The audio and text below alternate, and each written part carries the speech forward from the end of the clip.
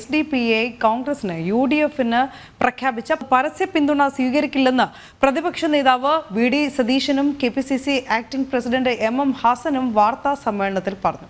ദേശീയതലത്തിൽ തിരിച്ചടിയാകുമെന്ന വിലയിരുത്തലാണ് തീരുമാനത്തിന് പിന്നിലെന്ന് സൂചന.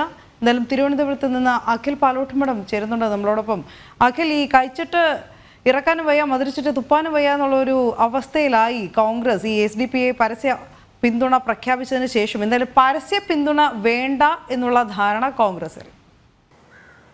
അനു, ഈ കോൺഗ്രസിനെ സംബന്ധിച്ചിടത്തോളം, അവരെ സംബന്ധിച്ചിടത്തോളം, UDFനെ സംബന്ധിച്ചിടത്തോളം ഈ ലോക്സഭാ തെരഞ്ഞെടുപ്പ് വലിയ രീതിയിൽ അവർക്ക് ആശങ്ക ഉളവാക്കുന്നതാണ്. കാരണം അവർ ഈ സിറ്റിംഗ് എം പിമാർ തുടരട്ടെ എന്ന് ആദ്യഘട്ടത്തിൽ പ്രഖ്യാപിക്കുമ്പോൾ പോലും സ്ഥാനാർത്ഥി നിർണയത്തിലുണ്ടായ മാറ്റങ്ങൾ പോലും അവരുടെ ആശങ്ക അല്ലെങ്കിൽ അവരുടെ പ്രതിസന്ധിയെ ചൂണ്ടിക്കാട്ടുന്നതിനായിരുന്നു ആദ്യഘട്ടത്തിൽ തന്നെ ഉണ്ടായിരുന്നത്. അതിനുശേഷം പല മണ്ഡലത്തിലും BJPയുടെ സ്ഥാനാർത്ഥി കൂടി വരുന്ന ഒരു സാഹചര്യത്തിൽ NDAയുടെ സ്ഥാനാർത്ഥി കൂടി വരുന്ന സാഹചര്യം ഉണ്ടാകുമ്പോൾ അത് ത്രികോണ മത്സരത്തിലേക്ക് കേരളത്തിലെ ഈ ലോക്സഭാ തെരഞ്ഞെടുപ്പ് അത് കൊണ്ടെത്തിക്കുന്നുണ്ട്. അവിടെ നിന്നും വിജയിച്ചു കയറുക എന്നുള്ള ഏറ്റവും വലിയ പ്രാധാന്യം നൽകുന്ന ആ ലക്ഷ്യത്തിലേക്ക് വേണ്ടിയിട്ടാണ് ആരുടെ വോട്ട് വേണമെങ്കിലും നേടാം, അല്ലെങ്കിൽ ആരുടെ വോട്ട് വേണമെങ്കിലും സ്വീകരിക്കാമെന്ന ഒരു ആശങ്കയുടെ അല്ലെങ്കിൽ ഒരു ആശയത്തിന്റെ അടിസ്ഥാനത്തിൽ വോട്ടുകൾ സ്വീകരിക്കാൻ വേണ്ടി കോൺഗ്രസ് UDF തീരുമാനമെടുക്കുന്നത്. അതുകൊണ്ട് തന്നെയാണ് SDPIയെ പോലെ ഒരു വർഗീയ സംഘടന പരസ്യമായി UDFന് പിന്തുണ പ്രഖ്യാപിക്കുമ്പോൾ ആ പിന്തുണ വേണ്ട എന്ന് പറയാൻ ഒരു മതേതരത്വത്തിന് ഊന്നൽ നൽകുന്ന ഒരു പാർട്ടി എന്ന സ്വയം പ്രഖ്യാപനം നടത്തുന്ന കോൺഗ്രസിനെ കൊണ്ട് കഴിയാതെ പോകുന്നത്. അതുകൊണ്ട് തന്നെയാണ് ഏപ്രിൽ 1-ാം തീയതിയാണ് ഈ SDPI ഒരു പ്രഖ്യാപനം നടത്തുന്നത്. മതനിരപേക്ഷത സംഘടന എന്ന പേരിൽ കോൺഗ്രസിന് വേണ്ടി ആദ്യം തന്നെ ഞങ്ങൾ പരസ്യ പിന്തുണ പ്രഖ്യാപിക്കുന്നു എന്ന് അവർ പറയുന്നു. പക്ഷേ 1 കഴിയുന്നു, 2 കഴിയുന്നു, 3 കഴിയുന്നു, ഇന്ന് 4-ാം ദിവസമാണ്. ഏകദേശം 4 ദിവസത്തിനപ്പുറത്താണ് ആ കാര്യത്തിൽ ഒരു മറുപടി പറയാൻ വേണ്ടി കോൺഗ്രസിന് സാധിക്കുന്നത് എന്നതാണ് ഏറ്റവും പ്രധാനപ്പെട്ട ഒരു കാര്യം. അതിലൊരു മറ്റൊരു കാര്യം കൂടി ചേർത്ത് വെക്കാറുണ്ട്. ഇന്നലെയാണ് രാഹുൽ വയനാട്ടിൽ നോമിനേഷൻ നൽകുന്നതിലേക്ക് വേണ്ടി എത്തുന്നത്. അവിടെ സ്വന്തം മുന്നണിയുടെ മുസ്ലിം ലീഗിന്റെ പതാക പോലും മാറ്റി നിർത്തേണ്ടി വരുന്ന ഒരു സാഹചര്യം ഉണ്ടാകുന്നു. എന്തുകൊണ്ടാണ് ഒരു ആശയത്തെ അല്ലെങ്കിൽ ഒരു പ്രത്യയശാസ്ത്രത്തെ ഉയർത്തിക്കാട്ടുന്ന സ്വന്തം രാഷ്ട്രീയ പാർട്ടിയുടെ പതാക പോലും വേണ്ട എന്ന് വെക്കുന്ന തരത്തിലേക്ക് കാര്യങ്ങൾ കൊണ്ടെത്തിക്കുന്നു എന്ന ഏറ്റവും വലിയ ചോദ്യം അവിടെ നിലനിൽക്കുന്നുണ്ട്. എന്തായാലും കോൺഗ്രസിനെ സംബന്ധിച്ചിടത്തോളം SDPIയുടെ പിന്തുണയോടുകൂടി ദേശീയ തലത്തിൽ പോലും അവർക്ക് വലിയ തിരിച്ചടി ഉണ്ടാകും എന്നുള്ള കാര്യത്തിൽ ഒരു സംശയവും ഉണ്ടാകുന്നില്ല. കാരണം അവർ മുന്നോട്ട് വെക്കുന്ന ചില കാര്യങ്ങളുണ്ട്. SDPI നമുക്കറിയാവുന്നതുപോലെ ഈ രാജ്യത്തെ പോലും ഇല്ലാതെയാക്കണമെന്നുള്ള ഒരു പ്രവർത്തനത്തിന്റെ അടിസ്ഥാനത്തിൽ പ്രവർത്തിക്കുന്ന ഒരു വിഭാഗമാണ്. അപ്പോൾ അങ്ങനെ പ്രവർത്തിക്കുന്നവരുടെ വോട്ട് വാങ്ങിയാൽ അത് ഏതു തരത്തിലായിരിക്കും തിരിച്ചടി എന്നുള്ള വലിയ ആശങ്ക കോൺഗ്രസിന് നിലനിൽക്കുന്നുണ്ട്. പക്ഷേ ഇന്ന് പ്രതിപക്ഷ നേതാവ് VD സതീശനും KPCCയുടെ ആക്ടിംഗ് പ്രസിഡന്റ് ആയിട്ടുള്ള MM ഹാസനും ഈ SDPIയുടെ പിന്തുണ ഞങ്ങൾക്ക് ആവശ്യമില്ല, ഒരു സംഘടനയുടെ പിന്തുണ ഞങ്ങൾക്ക് ആവശ്യമില്ല എന്ന് പറയാൻ വേണ്ടി മാധ്യമപ്രവർത്തകരുടെ മുമ്പിലെത്തുമ്പോൾ നമ്മൾ ആവർത്തിച്ച് ചോദിക്കുകയാണ് അവരോട്, നിങ്ങൾ പരസ്യമായി ഇത് പറയുന്നില്ലല്ലോ. അവർ പറയുന്നതിൽ ഒരു ചെറിയ വാക്കുകൾ അവർ ഉപയോഗിക്കുന്നുണ്ട്. ഭൂരിപക്ഷ വർഗീയതയെ എതിർക്കുന്നു, ന്യൂനപക്ഷ വർഗീയതയെ എതിർക്കുന്നു, അങ്ങനെ വർഗീയതയെ എതിർക്കുന്നത് കൊണ്ടാണ് ഞങ്ങൾ ഈ വോട്ട് വേണ്ട എന്ന് വെക്കുന്നത്. അതിനോടൊപ്പം തന്നെ VD സതീശൻ ചേർത്ത് വെക്കുന്ന ഒരു വാക്കുണ്ട്, UDFനെ സംബന്ധിച്ചിടത്തോളം എല്ലാ ജനവിഭാഗത്തിന്റെയും വോട്ട് വേണമെന്ന ആവശ്യം തന്നെയാണ് UDF മുന്നോട്ട് വെക്കുന്നത്. അതിന് ഏറ്റവും വലിയ ഉദാഹരണമാണ്. കാരണം തൃശ്ശൂരിലെ UDFന്റെ സ്ഥാനാർത്ഥി K മുരളീധരനാകട്ടെ, KPCCയുടെ പ്രസിഡന്റും അതുപോലെ തന്നെ കണ്ണൂരിലെ സ്ഥാനാർത്ഥിയുമായ K സുധാകരനും ഒക്കെ ആകട്ടെ, അവരൊക്കെ പറയുന്നത് UDFനെ സംബന്ധിച്ചിടത്തോളം സ്ഥാനാർത്ഥി എന്ന നിലയ്ക്ക് ഞങ്ങൾക്ക് എല്ലാവരുടെയും വോട്ട് വേണം എന്ന് തന്നെയാണ് അവർ പറയുന്നത്. പക്ഷേ എന്തുകൊണ്ടാണ് അവർക്ക് ഇങ്ങനെ പറയാൻ സാധിക്കുന്നത് എന്നതാണ് ഏറ്റവും വലിയ പ്രധാനപ്പെട്ട ഒരു ചോദ്യം. അവരെ പ്രഖ്യാപിക്കുമ്പോൾ തന്നെ, അതായത് SDPI പ്രഖ്യാപിക്കുമ്പോൾ തന്നെ ഞങ്ങൾ പരസ്യമായി UDFന് പിന്തുണ പ്രഖ്യാപിക്കുമ്പോൾ ആലോചന കൂടാതെ പ്രഖ്യാപിക്കാൻ കഴിയാത്ത തരത്തിലുള്ള ഒരാശയക്കുഴപ്പം കോൺഗ്രസിൽ നിലനിൽക്കുന്നുണ്ട്, UDFിൽ നിലനിൽക്കുന്നു എന്നതിന്റെ തെളിവാണ് 3 ദിവസത്തിനപ്പുറത്തേക്ക് ഒരു മറുപടിയിലേക്ക് അവരെ കൊണ്ടെത്തിക്കുന്നത്. കാരണം UDFനെ സംബന്ധിച്ചിടത്തോളം, കോൺഗ്രസിനെ സംബന്ധിച്ചിടത്തോളം കോൺഗ്രസിലെ ചില നേതാക്കൾക്ക് SDPIയുടെ വോട്ട് വാങ്ങുന്നതിൽ വലിയ തെറ്റൊന്നുമില്ല, വോട്ട് വാങ്ങുന്നതിൽ വലിയ ആശയക്കുഴപ്പമൊന്നുമില്ല എന്ന് അവർ പറയുമ്പോഴും ചില നേതാക്കൾ അത് വേണ്ട, അങ്ങനെ വോട്ട് വാങ്ങിയാൽ അത് CPM-ഉം അതുപോലെ തന്നെ BJP-യും ഒക്കെ തന്നെ പ്രചരണ ആയുധമാക്കും, അത് വലിയ തരത്തിലുള്ള ഒരു തിരിച്ചടി നേരിടേണ്ടി വരുമെന്ന് ചില നേതാക്കൾ പറയുന്നു. അങ്ങനെ ഒരു ആശയവിനിമയമാണ്, വാങ്ങണമോ വേണ്ടയോ എന്നുള്ള ഒരാശയക്കുഴപ്പം അവർ തന്നെ നിലനിൽക്കുന്നു. അതുകൊണ്ടാണ് ഡയറക്റ്റ് ആയിട്ട് പ്രസിഡന്റ് UDF കൺവീനർ തുടക്കത്തിൽ പറഞ്ഞതും അപ്രകാരമായിരുന്നല്ലോ, ആരെങ്കിലും പിന്തുണ നൽകിയാൽ നമ്മൾ എന്തുകൊണ്ട് വേണ്ട എന്ന് പറയണം എന്നുള്ള ചോദ്യമാണ് MM ഹാസൻ ഈ വിഷയവുമായി ബന്ധപ്പെട്ട് ആദ്യം പ്രതികരിക്കാതെ അദ്ദേഹം അറിയിച്ചത്. അദ്ദേഹത്തിന് പോലും ഇന്ന് മാറ്റി പറയേണ്ടി വന്നു എന്നുള്ളതാണ്. അതാണ് അനു ഞാൻ സൂചിപ്പിച്ചത്. 1-ാം തീയതി ഈ സംഭവം നടക്കുന്ന സമയത്ത് ഹസൻ ജി ഉണ്ടായിരുന്നത് കൊച്ചിയിലാണ്. കൊച്ചിയിലെ മാധ്യമപ്രവർത്തകർ അദ്ദേഹത്തോട് ചോദിക്കുകയാണ്, നിങ്ങൾ ഈ SDP-യുടെ പിന്തുണ സ്വീകരിക്കാൻ നിങ്ങൾ തയ്യാറാകുന്നുണ്ടോ, നിങ്ങൾക്ക് ഈ പിന്തുണ നിങ്ങൾ സ്വീകരിക്കുന്നുണ്ടോ എന്ന് ചോദിക്കുന്നുണ്ട്. അങ്ങനെ സ്വീകരിക്കുന്ന സമയത്ത് അദ്ദേഹം പറഞ്ഞു, ഞങ്ങൾ ആലോചിക്കട്ടെ, ഞങ്ങൾക്ക് ആരെയും വോട്ട് വേണ്ട എന്ന് പറയാൻ സാധിക്കില്ല, ഞങ്ങൾ ആലോചിച്ചിട്ട് മറുപടി പറയാം എന്നൊക്കെയായിരുന്നു അദ്ദേഹം മറുപടിയായി പറഞ്ഞിരുന്നത്. പക്ഷേ ഇപ്പോൾ ആണെങ്കിൽ അവരെ സംബന്ധിച്ചിടത്തോളം അവർ പറയുന്നത് വോട്ട് വേണ്ട എന്ന് ഞങ്ങൾ ആലോചിച്ചെടുത്ത തീരുമാനമെന്നാണ്. പക്ഷെ അതിൽ പറയുമ്പോഴും ഒരു മിതത്വമുണ്ട്, ഒരു വലിയ ഒരു സമഭാവനയോടുകൂടിയാണ് അവർ പറയുന്നത്. ഞങ്ങൾ ഇത് എങ്ങനെയാണ് തീരുമാനമെടുക്കുക എന്നുള്ള കാര്യം ആലോചിച്ചു മാത്രമേ പറയാൻ സാധിക്കൂ. ഇതൊരു പാർട്ടിയാണ്, ഇതൊരു മുന്നണിയാണ്, ആ മുന്നണിയിൽ ഒരുപാട് പാർട്ടികളുണ്ട്, ആ പാർട്ടികളുടെ ഒക്കെ തന്നെ തീരുമാനത്തിൻ്റെ അടിസ്ഥാനത്തിൽ മാത്രമേ നമുക്ക് ഈ കാര്യത്തിൽ തീരുമാനം പറയാവൂ എന്നൊക്കെ ഉള്ള ഒഴുക്കുമട്ടിലുള്ള കാര്യങ്ങളൊക്കെയാണ് പറയുന്നത്. എങ്കിൽ പോലും ഒറ്റയടിക്ക് അവർ പറയുന്നില്ല SDP-യുടെ പിന്തുണ വേണ്ട എന്ന്. മനസ്സോടെയാണ് ഞങ്ങൾ ആ സംഘടനയുടെ പിന്തുണ വേണ്ട, ഞങ്ങൾക്ക് SDP-യുടെ പിന്തുണ വേണ്ട എന്ന് പറയുമ്പോഴും അതിലുള്ള ആൾക്കാരുടെ വോട്ട് ഞങ്ങൾക്ക് തന്നെ വേണം എന്നുള്ള ഒരു സമത്വത്തോടു കൂടിയുള്ള അല്ലെങ്കിൽ ഒരു വിനയത്തോടു കൂടിയുള്ള മറുപടിയാണ് കോൺഗ്രസിന്റെ ഭാഗത്ത് നിന്നും. എങ്ങനെയാണ് അപ്പോൾ സാധാരണക്കാർ ഇതിനെ മനസ്സിലാക്കേണ്ടത്? രഹസ്യ വോട്ട് വേണം, വോട്ട് ബാങ്ക് രാഷ്ട്രീയം തീർച്ചയായും ഞങ്ങൾ കളിക്കുന്നു, പക്ഷെ പരസ്യ പിന്തുണ വേണ്ട, അത് ഞങ്ങൾക്ക് ദേശീയ തലത്തിൽ പോലും തിരിച്ചടിയാവും. ഇപ്പോൾ ദേശീയ തലത്തിൽ പാർട്ടി വലിയൊരു പ്രതിസന്ധി നേരിടുകയാണല്ലോ. അതാണ് ഞാൻ ആദ്യഘട്ടത്തിൽ സൂചിപ്പിച്ചത്. ഇന്നലെ രാഹുൽ ഗാന്ധി വന്ന നോമിനേഷനായി വയനാട്ടിലേക്ക് എത്തുമ്പോൾ വയനാട്ടിൽ നോമിനേഷൻ നൽകുന്ന സമയത്ത് സ്വന്തം പതാക പോലും ഉപയോഗിക്കാൻ കഴിയാത്ത തരത്തിലേക്ക് ആ പാർട്ടി എത്തി അല്ലെങ്കിൽ ആ മുന്നണി എത്തി എന്നതിൻ്റെ തെളിവാണ്. കാരണം ഈ വയനാട് മണ്ഡലത്തെ സംബന്ധിച്ചിടത്തോളം വയനാട് ജില്ലയിലെ 3 മണ്ഡലങ്ങൾ കൽപ്പറ്റ, ബത്തേരി, മാനന്തവാടി 3 മണ്ഡലങ്ങൾക്ക് പുറമേ ഉള്ളതെല്ലാം മലപ്പുറം ജില്ലയിലെ മണ്ഡലങ്ങളാണ്. മറ്റ് 4 മണ്ഡലങ്ങൾ വള്ളിക്കുന്നായാലും പെരിന്തൽമണ്ണയായാലും അങ്ങനെയുള്ള 4 മണ്ഡലങ്ങളും ഉള്ളത് മലപ്പുറം ജില്ലയിലാണ്. ആ മലപ്പുറം ജില്ലയിലുള്ളതെല്ലാം 4 MLA-മാരും അത് ലീഗിൻ്റെ MLA-മാരാണ്. ആ ലീഗിന്റെ MLA-മാരുടെ കൊടി എന്ന നിലയിൽ ആ പച്ചക്കൊടി പോലും ഉപയോഗിക്കാൻ സാധിക്കാത്ത തരത്തിലേക്ക് അവർ വലിയ പ്രശ്നം നേരിടുന്നു എന്നതിന്റെ തെളിവാണ്. സ്വാതന്ത്ര്യ അനന്തര ഭാരതത്തിൽ ഒരു രാഷ്ട്രീയ പാർട്ടി അവരുടെ ആശയം അല്ലെങ്കിൽ അവരുടെ പ്രത്യയശാസ്ത്രം, അവർ ഉയർത്തിപ്പിടിക്കുന്ന മുദ്രാവാക്യം, അവരുടെ പാർട്ടിയുടെ അല്ലെങ്കിൽ സാധാരണക്കാരായ ജനങ്ങൾ ഇത് ഏതു പാർട്ടിയാണ് എന്ന് അറിയുന്നതൊക്കെ തന്നെ ആ പതാകയുടെ അടിസ്ഥാനത്തിലാണ്. മൂവർണ്ണക്കൊടി ഉയർത്തിപ്പിടിക്കുമ്പോൾ അത് കോൺഗ്രസ് ആണെന്നും, ചുവന്ന കൊടി ഉയർത്തിപ്പിടിക്കുമ്പോൾ അത് CPM ആണ് അല്ലെങ്കിൽ കമ്മ്യൂണിസ്റ്റ് പാർട്ടിയാണെന്നും, ഹരിതമായ കാവ്യ പതാക ഉയർത്തിപ്പിടിക്കുമ്പോൾ അത് BJP ആണെന്നും ഒക്കെ തന്നെ അക്ഷരാഭ്യാസമില്ലാത്ത സാധാരണക്കാരായ ഗ്രാമങ്ങളിലെ ജനങ്ങൾ തിരിച്ചറിയുന്നത്, ആ രാഷ്ട്രീയ പാർട്ടിയെ മനസ്സിലാക്കുന്നതൊക്കെ തന്നെ ആ പതാകയുടെ കീഴിലാണ്. ആ പതാകയാണ്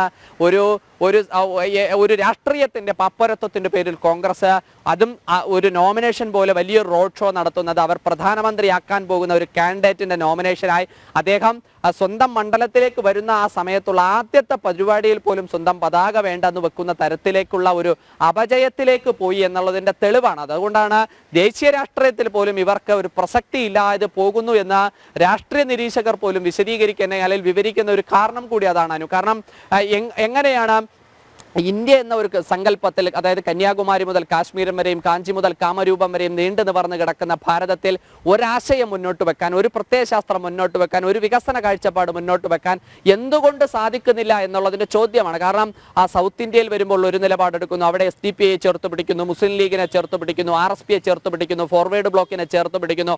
പക്ഷേ കുറച്ചുകൂടി ഹിന്ദി ഭൂമിയായ മഹാരാഷ്ട്രയിലും മധ്യപ്രദേശിലും ഉത്തർപ്രദേശിലും ഒക്കെ എത്തുമ്പോൾ അവിടെ ഹിന്ദുത്വം അടിത്തറയായിട്ടുള്ള ഹിന്ദുത്വാശയം മുന്നോട്ട് വെക്കുന്ന ശിവസേന പോലുള്ള പാർട്ടിയെ മുന്നോട്ട് വെക്കുന്നു. അവിടുത്തെ ഹിന്ദി വലിയ പ്രചാരം നൽകണമെന്ന SPയും അതുപോലെ തന്നെ സമാജ്വാദി പാർട്ടിയും ഒക്കെ തന്നെ ചേർത്ത് പിടിക്കുന്നു. അതിനപ്പുറത്തേക്ക് കാശ്മീരിലേക്ക് പോകുമ്പോൾ അവിടുത്തെ വിഘടനവാദികളെ ചേർത്ത് പിടിക്കുന്നു. അങ്ങനെ ഓരോ സ്ഥലത്തേക്കും പോകുമ്പോൾ അവിടുത്തെ പ്രാദേശിക രാഷ്ട്രീയ പാർട്ടികൾക്ക് വലിയ മുൻതൂക്കം നൽകിക്കൊണ്ട് സ്വന്തം അസ്തിത്വത്തെ ഇല്ലാതാക്കുന്ന ഒരു കാഴ്ച കോൺഗ്രസിൽ നമുക്ക് കാണാൻ സാധിക്കും. ഇപ്പോൾ തമിഴ്നാട്ടിലെ സംബന്ധിച്ചിടത്തോളം 39 ലോക്സഭാ മണ്ഡലങ്ങളാണ് തമിഴ്നാട്ടിലെ സംബന്ധിച്ചിടത്തോളം ലോക്സഭാ മണ്ഡലങ്ങൾ ഉള്ളത്. അതിൽ DMK-യുടെ കനിവ് കാത്ത് ഏകദേശം 9ഓളം സീറ്റുകളിൽ മാത്രമാണ് കോൺഗ്രസ് മത്സരിക്കുന്നത്. 30ഓളം സീറ്റുകൾ DMK വീതിച്ചു കൊടുക്കുകയാണ്. അത് ഇത്ര സീറ്റ് CPIക്ക്, 2 സീറ്റ് CPIക്ക്, 2 സീറ്റ് CPM-ന്, 9 സീറ്റ് കോൺഗ്രസിന് അങ്ങനെ പറഞ്ഞ് ഇന്ത്യ മുന്നണിയുടെ അല്ലെങ്കിൽ ഇന്ത്യ മുന്നണിയുടെ സീറ്റ് വിഭജനം പോലും DMK തീരുമാനിക്കുന്ന ഒരു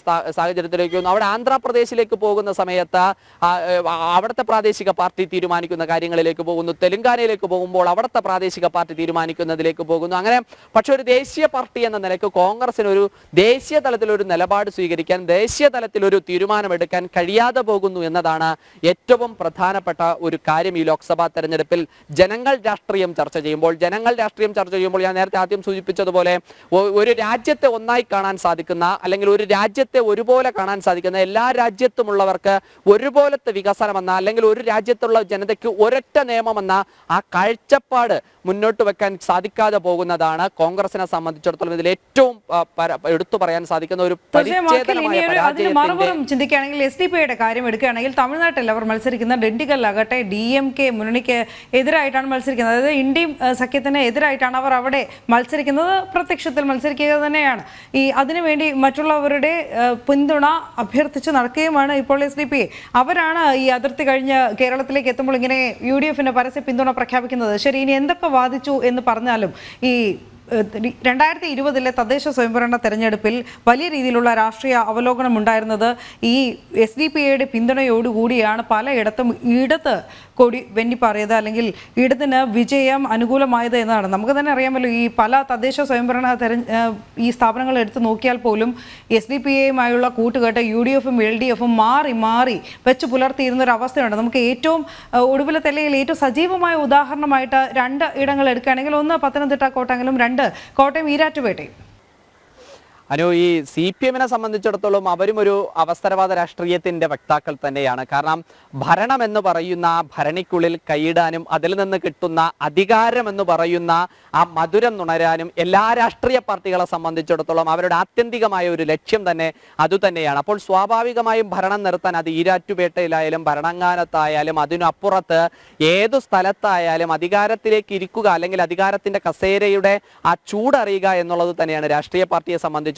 അതിനെ അഭിമന്യുവിനെ കൊന്നതോ അല്ലെങ്കിൽ പുന്ന നൌഷാദിനെ കൊന്നതോ തങ്ങളുടെ സഹപ്രവർത്തകരെ കൊന്ന രാഷ്ട്രീയ പാർട്ടിയാണോ എന്നൊന്നും നോക്കാൻ CPM തയ്യാറാകുന്നില്ല എന്നുള്ളത് തന്നെയാണ് യാഥാർത്ഥ്യം. ഞാൻ നേരത്തെ തമിഴ്നാട്ടിലെ കാര്യം സൂചിപ്പിച്ചതും അങ്ങനെയാണ്. AADMK, അതായത് ജയലളിതയുടെ AADMK മുന്നണി നേതൃത്വം നൽകുന്ന പാർട്ടിയിലാണ് SDPI ദണ്ഡിക്കലിൽ സ്ഥാനാർത്ഥിത്വം ലഭിച്ചിരിക്കുന്നത്. അവരവിടെ ജനവിധി തേടുന്നത്.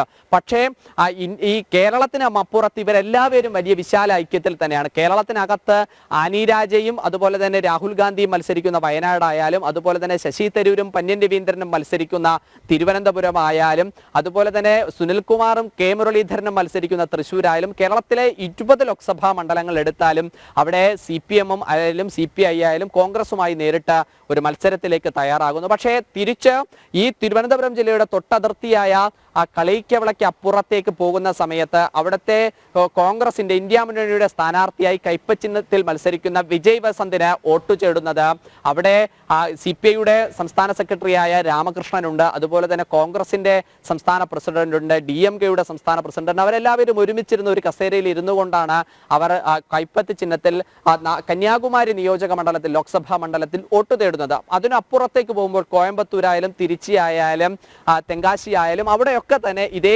സാഹചര്യത്തിലാണ് മുന്നോട്ട് പോകുന്നത്. പലയിടത്തും ഇവരെല്ലാം പല അടവ് നയങ്ങളും പ്രഖ്യാപിക്കുന്നുണ്ട്. തെരഞ്ഞെടുപ്പല്ലേ, വിജയിക്കണമെന്നുള്ള ഒരൊറ്റ ലക്ഷ്യം മാത്രമാണ് അവരെ സംബന്ധിച്ചിടത്തോളം ഉള്ളത്. പക്ഷേ ഇപ്പുറത്ത് ദേശീയ ജനാധിപത്യ സഖ്യം NDA മുന്നോട്ട് വെക്കുന്നത് രാജ്യത്തിന്റെ ഒരു കാഴ്ചപ്പാടും അവർ മുന്നോട്ട് വെക്കുന്നുണ്ട്. അതുകൊണ്ട് SDPIയുടെ ഈ സ്വാധീനമൊക്കെ തന്നെ CPMും മുഖ്യമന്ത്രിയും ഒക്കെ ഈ കണ്ണീരൊഴുക്കുന്നതിലൊന്നും തന്നെ ഒരു കാര്യമായ ഒരു കാര്യവുമില്ല. കാരണം നമ്മൾ വീണ്ടും എത്തുന്നത് ഈ CAക്കെതിരെ ആഞ്ഞാഞ്ഞ് പ്രസംഗിച്ച മുഖ്യമന്ത്രി ലക്ഷ്യം വെച്ചതും ഈ വോട്ട് ബാങ്ക് രാഷ്ട്രീയമാണെന്നുള്ള ഒരു രാഷ്ട്രീയ വിലയിരുത്തലൊക്കെ ഉണ്ടായിരുന്നു. അപ്പോൾ എന്താണ് പറ്റിപ്പോയത്? ഈ SDPIക്ക് മുഖ്യമന്ത്രിയുടെ വാക്കുകളിൽ പോലും വിശ്വാസമില്ല, ഇടതിന് പൂർണ്ണമായും കൈയൊഴിഞ്ഞു എന്ന് വേണോ കരുതാൻ? SDPIയുടെ വോട്ട് മാത്രമല്ല CPM ലക്ഷ്യം വെക്കുന്നത്. അതിൽ വേറെയും കുറെ ആൾക്കാരുണ്ട്, സമസ്തയുണ്ട്, അതുപോലെ തന്നെ മുജാഹിദുകളുണ്ട്. അങ്ങനെ മുസ്ലിം ലീഗിന് അപ്പുറത്ത് നിൽക്കുന്ന വേറെ കുറെ മുസ്ലിം സംഘടനകളുടെ വോട്ട് കൂടി ലക്ഷ്യം വെച്ചുകൊണ്ടാണ് CA വിഷയം ഉയർത്തിക്കാട്ടുന്നത്. ഞങ്ങൾ മാത്രമാണ് നിങ്ങൾക്ക് ഒരു സംരക്ഷണം ഒരുക്കാനുള്ളത്, ഞങ്ങളാണ് നിങ്ങളെ പ്രതിരോധിച്ച് നിർത്താനുള്ളത് എന്ന ഒരു സന്ദേശം നൽകാനാണ് മുഖ്യമന്ത്രി ശ്രമിക്കുന്നത്. അതുകൊണ്ട് ഈ മുഖ്യമന്ത്രി പതാകയെ പറ്റി അല്ലെങ്കിൽ കൊടിയുയർത്താതിനെ പറ്റി ആശങ്ക ഉയർത്തുമ്പോൾ കഴിഞ്ഞ ദിവസമാണ് കണ്ണൂരിൽ LDF-ന്റെ സ്ഥാനാർത്ഥിയായിട്ടുള്ള CPM-ന്റെ ജില്ലാ സെക്രട്ടറി മത്സരിക്കുന്ന MV ജയരാജൻ മത്സരിക്കുന്ന കണ്ണൂരിൽ പച്ച കളറിലുള്ള അരിവാൾ ചുറ്റിക പതിച്ച കൊടി, നീല കളറിലും ചുവന്ന കളറിലും മഞ്ഞ കളറിലും വെള്ള കളറിലുമുള്ള മഴവിൽ നിറത്തിലുള്ള ആ കൊടികൾ ഉയർത്തിക്കൊണ്ടുള്ള ഒരു പ്രചരണം നടത്തുന്നത്. പതാകയും ആശയവും ഒക്കെ തന്നെ തെരഞ്ഞെടുപ്പ് കാലത്ത് ജയിക്കുക എന്നുള്ളതാണ്. ഞാൻ ആദ്യം പറഞ്ഞതുപോലെ ജയിക്കുക എന്നുള്ളതാണ്. അതിന് മുസ്ലിം ലീഗിന്റെ വോട്ട് വേണമെങ്കിലും CPM സ്വീകരിക്കാൻ തയ്യാറാകും, ജമാഅത്ത് ഇസ്ലാമിയുടെ സ്വീകരിക്കാനും തയ്യാറാകും, മുജാഹിദുകളുടെ സ്വീകരിക്കാനും തയ്യാറാകും, SDP-യുടെ സ്വീകരിക്കാനും തയ്യാറാകും. ജയിക്കുക എന്നുള്ളത് ഒറ്റ ലക്ഷ്യം മാത്രമാണ് അവരെ സംബന്ധിച്ചിടത്തോളം ഒരു രാഷ്ട്രീയ പാർട്ടി എന്ന നിലക്ക് അവർ സ്വീകരിക്കുന്നത്. പക്ഷേ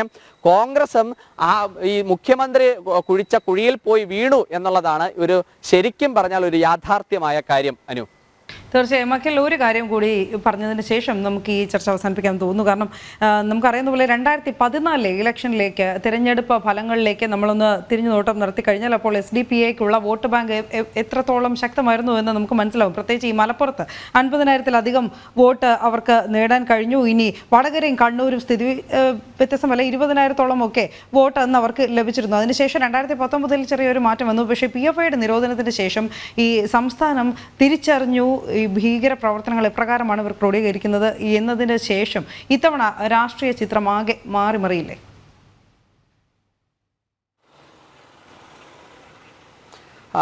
അതിനൊരു ഉദാഹരണം മുഖ്യമന്ത്രി നടത്തിയ CA വിരുദ്ധ റാലികൾ മാത്രം നമ്മൾ എടുത്തു പരിശോധിച്ചാൽ മതിയാകും അനു. കാരണം എന്ന് പറഞ്ഞാൽ മുഖ്യമന്ത്രി ആദ്യം നടത്തുന്ന CA വിരുദ്ധ റാലി കോഴിക്കോട് പാർലമെന്റ് മണ്ഡലത്തിലാണ് ആദ്യ റാലി നടത്തുന്നത്, പൊതുയോഗം നടത്തുന്നത്. അതിനുശേഷം നടത്തിയത് മലപ്പുറത്താണ്. അതിനുശേഷം മൂന്നാമത് നടത്തുന്നത് കണ്ണൂരും നാലാമത് കാസർഗോഡും കഴിഞ്ഞാണ് തലസ്ഥാന നഗരിയിലെ ഒരു പൊതുയോഗത്തിൽ മുഖ്യമന്ത്രി പ്രസംഗിക്കാൻ വരുന്നത്. 4 പൊതുയോഗങ്ങൾ കോഴിക്കോട് നിന്ന് തുടങ്ങി, കോഴിക്കോട്, മലപ്പുറം, അത് കഴിഞ്ഞ് കണ്ണൂരും കാസർഗോഡും കഴിഞ്ഞ് 5ാമത് തിരുവനന്തപുരത്തേക്ക് എത്തുമ്പോഴും അത് കഴിഞ്ഞ് വയനാട്ടിലേക്ക് പോകുമ്പോഴും ഒക്കെ തന്നെ ആദ്യം ഈ വോട്ടിംഗ് പാറ്റേൺ ആണ്. എവിടെയാണ് മുസ്ലിം വിഭാഗത്തിലെ ജനങ്ങൾക്ക് ഏറ്റവും കൂടുതൽ വോട്ടുള്ള ജില്ല, അല്ലെങ്കിൽ ഏറ്റവും കൂടുതൽ വോട്ട് രേഖപ്പെടുത്തുന്നത് അവരെവിടെയാണ് എന്ന ഒരു അടിസ്ഥാനത്തിലാണ് ആ പാറ്റേൺ പോലും തീരുമാനിച്ചത്. ആദ്യം തന്നെ മലപ്പുറത്ത് നടത്തിയാൽ അതൊരു വർഗീയ ധ്രുവീകരണമാണെന്നെങ്കിൽ ആരെങ്കിലും പറയുമോ എന്നുള്ളതാണ് തൊട്ടടുത്ത ഈ കോഴിക്കോട് കൊണ്ടുപോയി ആ പരിപാടി നടത്തി. എന്തുകൊണ്ട് CA വിരുദ്ധ റാലി ക്യാപ്റ്റൻ തന്നെ ഇറങ്ങിയെന്ന് CPM പറയുന്ന അല്ലെങ്കിൽ LDF പറയുന്ന റാലി എന്തുകൊണ്ട് തൃശ്ശൂർ നടത്തുന്നില്ല, എന്തുകൊണ്ട് ഈ പാലക്കാട് നടത്തുന്നില്ല, എന്തുകൊണ്ടാണ് കോട്ടയത്തും പത്തനംതിട്ടയിലും നടത്തുന്നില്ല എന്നുള്ളതാണ് അതിലെ രാഷ്ട്രീയമായ ഒരു ചോദ്യമായി നിലനിൽക്കുന്നത്. കാരണം ഈ SDP-യുടെ വോട്ട് അല്ലെങ്കിൽ മുസ്ലിം ജനവിഭാഗങ്ങളുടെ വോട്ട് കൂടി കിട്ടിയാൽ മാത്രമേ ജയിക്കൂ എന്നുള്ള ഉറപ്പുള്ള മണ്ഡലങ്ങൾ അത് മലബാർ മേഖലകളിലെ മണ്ഡലങ്ങളാണ്. തിരിച്ചു ഇങ്ങോട്ട് കുറച്ചുകൂടി മധ്യ കേരളത്തിലേക്ക് എത്തുന്ന സമയത്ത് അവർ പറയുന്നതൊക്കെ തന്നെ ക്രൈസ്തവ മേഖലയുമായി ബന്ധപ്പെട്ട കാര്യങ്ങളാണ്. തിരിച്ചത് തിരുവനന്തപുരം മേഖലയിലേക്ക് എത്തുമ്പോൾ അത് കുറച്ചുകൂടി വിശാലമായി ഒരു ഹിന്ദുത്വ ഫീലിലേക്ക് CPM എത്തുന്നുണ്ട്. അതുകൊണ്ട് തന്നെയാണ് പല സ്ഥാനാർത്ഥികളും ഒക്കെ തന്നെ നമ്മൾ ആറ്റിങ്ങിൽ കണ്ടതുപോലെ തന്നെ VJoy ഒക്കെ തന്നെ ശ്രീനാരായണ ഗുരുദേവന്റെ ഒക്കെ തന്നെ അനുഗ്രഹം വാങ്ങിക്കുന്ന കാഴ്ചയും കാണുന്നത്. അതുകൊണ്ട് SDP-യുടെ വോട്ട് ലഭിക്കുക എന്നുള്ളത് അത് CPM-നുമുണ്ട് ലക്ഷ്യം, അത് കോൺഗ്രസിനുമുണ്ട് ലക്ഷ്യം. കാരണം ആ വോട്ടും നിർണായകമാണ് തെരഞ്ഞെടുപ്പിനെ സംബന്ധിച്ചിടത്തോളം. അവർ നിരുപാധികം ഏതെങ്കിലും ഒരു മുന്നണിക്ക് വോട്ട് നൽകാൻ തീരുമാനിച്ചാൽ അതൊരു സ്ഥാനാർത്ഥിയെ സംബന്ധിച്ചിടത്തോളം, ലോക്സഭ സംബന്ധിച്ചിടത്തോളം ഇതൊരു 4 ലക്ഷം 4.5 ലക്ഷം വോട്ടുള്ള ഒരു ലോക്സഭാ മണ്ഡലത്തിൽ അവരെ സംബന്ധിച്ചിടത്തോളം 50,000 വോട്ടുണ്ട് എങ്കിൽ അതൊരു വിജയത്തെ നിർണയിക്കുന്ന വിഭാഗം തന്നെയായിരിക്കും. വിജയം സ്വാഭാവികമായിരിക്കും 50,000 വോട്ടിനായിരിക്കാം, അല്ലെങ്കിൽ 75,000 വോട്ടിനായിരിക്കാം. ഒരു വോട്ടിനാണെങ്കിലും ജയിക്കുക എന്നുള്ളതാണ് തെരഞ്ഞെടുപ്പിൽ മത്സരിക്കുമ്പോൾ സ്ഥാനാർത്ഥികളെ സംബന്ധിച്ചിടത്തോളമുള്ള ആത്യന്തികമായ ഒരു കാര്യമായി നമുക്ക് മനസ്സിലാക്കാൻ സാധിക്കുന്നത്. അതുകൊണ്ട് 2014-ലെ നിയമസഭാ തെരഞ്ഞെടുപ്പും അതിനുശേഷമുള്ള തദ്ദേശ സ്വയംഭരണ സ്ഥാപനങ്ങളിലേക്ക് തെരഞ്ഞെടുപ്പും 2019-ലെ ലോക്സഭാ തെരഞ്ഞെടുപ്പും അതിനുശേഷം നടന്ന നിയമസഭാ തെരഞ്ഞെടുപ്പും ഒക്കെ തന്നെ കണ്ടാൽ SDP-യുടെ ശക്തി കേന്ദ്രങ്ങളിൽ അവർ സ്ഥാനാർത്ഥിയെ നിർത്തിയാൽ പോലും അത് പിൻവലിപ്പിക്കാനുള്ള നടപടിക്രമങ്ങൾ LDF-ഉം നടപ്പിലാക്കിയിട്ടുണ്ട്, UDF-ഉം നടപ്പിലാക്കിയിട്ടുണ്ട്.